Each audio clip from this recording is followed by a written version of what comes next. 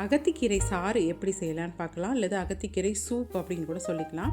ஒரு கைப்பிடி அளவுக்கு அகத்திக்கீரை எடுத்திருக்கேன். இப்போ பார்த்தீங்கன்னா தெரியும், நல்ல நீளமான இலையாக இருக்கும். இந்த கீரையை வச்சு இன்றைக்கி உங்களுக்கு நான் சூப் செஞ்சு காமிக்கிறேன். வாங்க எப்படி செய்யலாங்கிறத பார்க்கலாம். இந்த கீரை எடுத்துக்கிறதுனால வயிற்று புண்ணு ஆறும், உடல் சூடு குறையும். வாங்க இப்போ எப்படி பண்ணுறதுன்னு பார்க்கலாம். இப்போ சூப் செய்யறதுக்கு நம்ம அரிசி கழுவின தண்ணி எடுத்துக்கலாம். ஒரு 4 கப் அளவுக்கு தண்ணி எடுத்துக்கலாம். அதில் 1/2 ஸ்பூன் வெந்தயம் சேர்த்துக்குங்க, 1/2 ஸ்பூன் ஜீரகம் சேர்த்துக்குங்க, 1/4 ஸ்பூன் மஞ்சள் பொடி சேர்த்துக்குங்க, கொஞ்சம் பெருங்காயத்தூள் சேர்த்துக்குங்க. இப்போ நல்லா கொதிக்க விடலாம். ஜீரகம் சேர்த்தது வீடியோவில் விட்டு போயிடுச்சு, நீங்கள் கண்டிப்பாக ஜீரகம் சேர்த்துக்கணும். அடுத்ததாக 3 ஸ்பூன் தேங்காய் துருவல் எடுத்துக்குங்க. அதில் 1/2 ஸ்பூன் சோம்பு சேர்த்து கொஞ்சமாக தண்ணி விட்டு நல்லா நைஸ் பேஸ்ட்டாக அரைச்சி எடுத்துக்குங்க. அது அப்படியே இருக்கட்டும். இப்போ தண்ணி கொதிச்சிட்ருக்கு, நம்ம தாளிக்கிறதுக்கு ரெடி பண்ணலாம். 2 ஸ்பூன் எண்ணெயில் கடுகு 1/4 ஸ்பூன் சேர்த்துக்குங்க, உடைச்ச உளுத்தம்பருப்பு 1/4 ஸ்பூன் சேர்த்துக்குங்க, 2 வரமிளகாய் கிள்ளி போட்டுக்குங்க, இதுதான் காரத்துக்கு. ஒரு பெரிய வெங்காயம் சேர்த்துக்குங்க.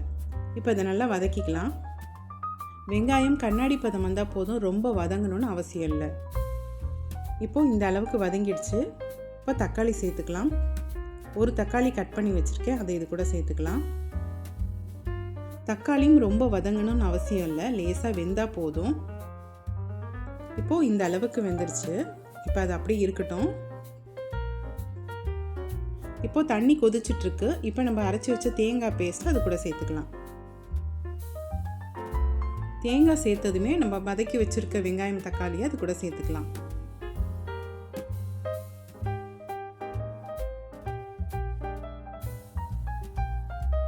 இப்போ எல்லாத்தையுமே சேர்த்தாச்சு, நல்லா மிக்ஸ் பண்ணி விடுங்க. தேங்காய் சேர்த்ததுக்கப்புறம் ரொம்ப நேரம் கொதிக்க விடக்கூடாது, ஒரு 2 நிமிஷம் கொதிச்சா போதும். இப்போ நம்ம கழுவி வச்சுருக்க அந்த அகத்திக்கீரையை அது கூட சேர்த்துக்கலாம். இப்போ சூப்புக்கு தேவையான அளவுக்கு உப்பு சேர்த்துக்குங்க. இப்போ எல்லாத்தையும் சேர்த்து நல்லா மிக்ஸ் பண்ணி விடுங்க.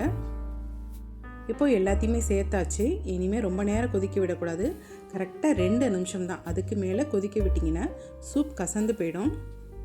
2 நிமிஷத்துக்கு அப்புறம் அடுப்பை ஆஃப் பண்ணிவிடுங்க. அந்த சூட்லேயே கீரை வெந்துடும்.